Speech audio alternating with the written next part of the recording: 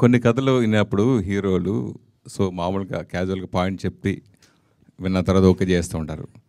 కొన్ని కథలు ఇలా భూతద్దం పెట్టి చూసి ఓకే చేస్తుంటారు. అలా ఈ భూతద్దం భాస్కర్ సినిమా కథ ఓకే చేయడానికి మెయిన్ రీజన్?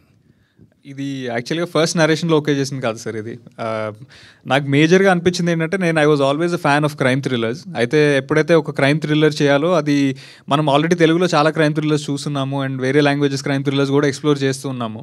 సో ఒక క్రైమ్ థ్రిల్లర్ చేసినప్పుడు మాత్రం అది ఎక్స్ట్రీమ్లీ యూనిక్ ఉండాలని అనుకున్నాను.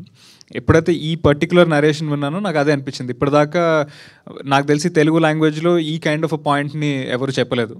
And coming to the characterization, ఒక డిటెక్టివ్ క్యారెక్టర్స్ కూడా చూస్తున్నాం. అంటే బీట్ చంటబ్బాయి కానివ్వండి, లేకపోతే మనకి ఏజెంట్ సాయి శ్రీనివాస్ ఆత్రేయ కానివ్వండి, అది ఆ డిటెక్టివ్ సినిమాలు ఏవి గుర్తు రాకుండా డిజైన్ చేసిన ఒక క్యారెక్టరైజేషన్. సో ఇంత యూనిక్ ప్రజెంటేషన్లో ఇంత మంచి ప్లాట్ చెప్తున్నారంటే I just didn't want to miss it. First narration అయిపోయేసరికి నేను ఓకే చేసింది కాదండి ఇది.